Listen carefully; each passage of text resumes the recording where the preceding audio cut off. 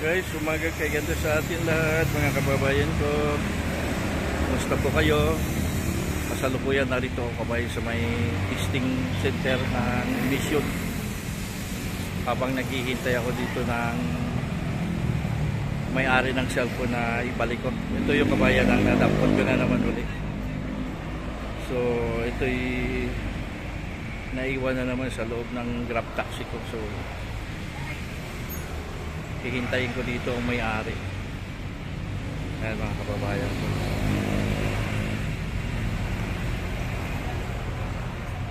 Narito po tayo. Nagpaparehistro ako ng motor ko. Ito yung kabayan ng motor ko. Papansin nyo dyan. Ito yun. Ayan.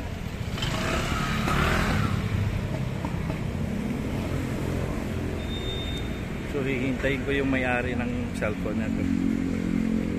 Kasi nag-uusap kami. Sabi niya sa akin pupunta daw siya dito. Gusto niya ilalamove. So guys, ang motor ko.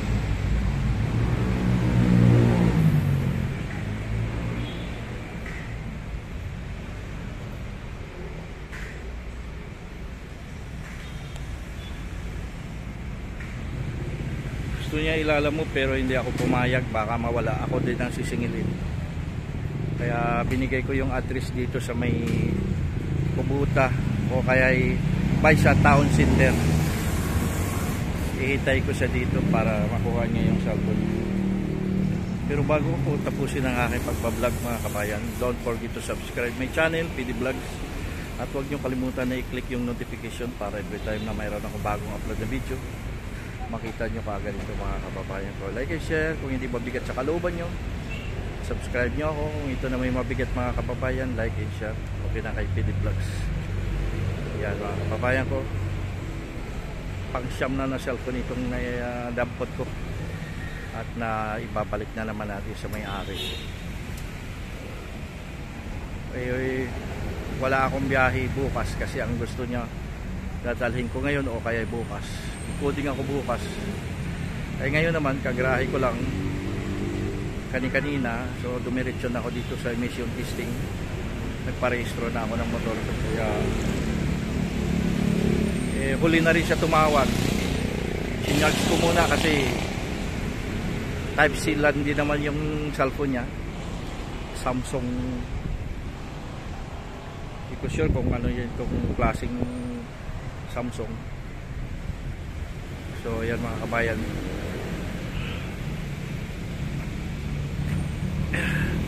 Siya nga pala mga kabayan. Dahil mga kasamahan ko dito, mga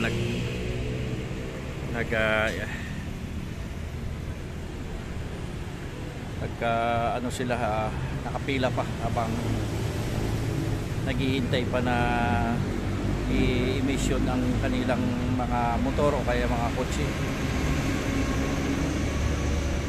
Pipicture ko sa inyo mga kababayan ko kung makikita nyo para mapansin nyo rin. Ito yan mga kababayan. Yan. Kung mabasa nyo dyan sa itaas. Yan. Pascual emission.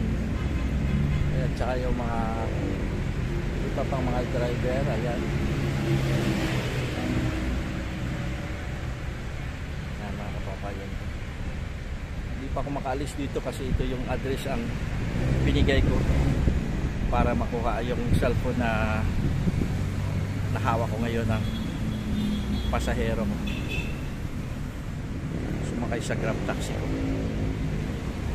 Natuwa naman ako kabayan kasi tumawag siya eh.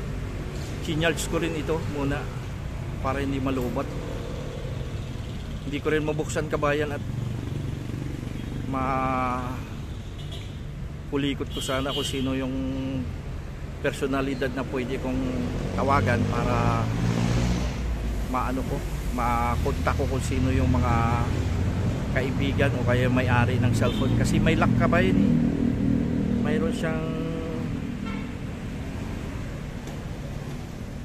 mayroon siyang ano eh, interior pin nakalagay kabayan. Papansin nyo, i-enter mo yung pin nya. So hindi ako marunong mag-enter ng pin, siyempre hindi naman natin sarili ito.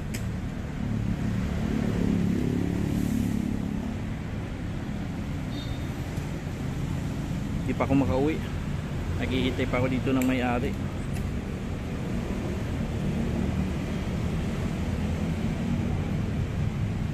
Mahirap i-enter ang pin kabayan. Nanginginig yung kamay ko. Ito yung cellphone niya.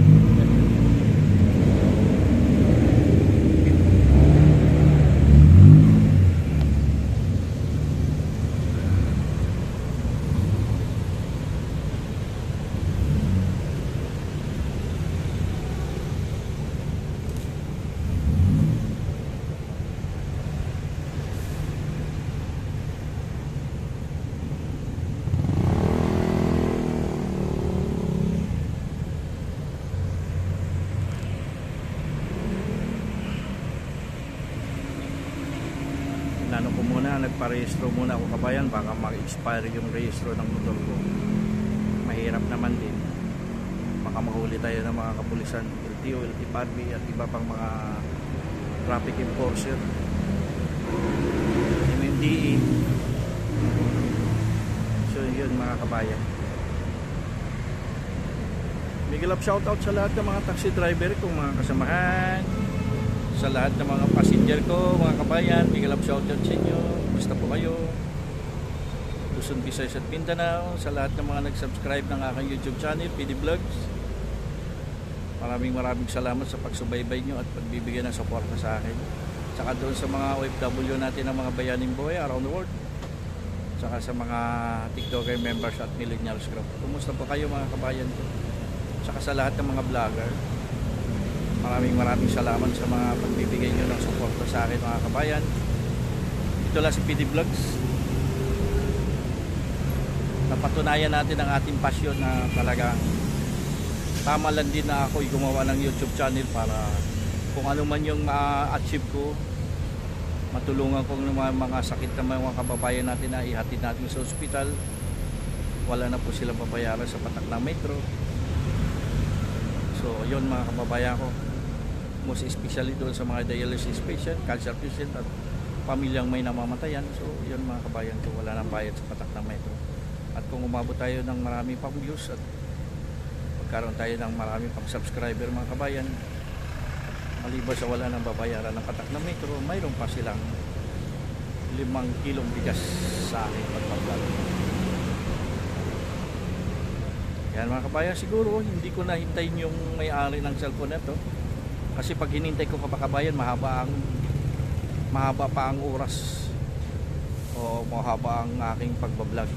So siguro hanggang dito na lang. Tapos mag-picture na lang siguro kami pagdating kahit papaano. Para kahit short upload video ko na lang yun para makita nyo rin mga kababayan ko. Maraming salamat Luzon, Visayas at Mindanao. Maraming salamat. Magandang araw sa atin lahat. Bye bye. Lord Jesus Christ, I love you.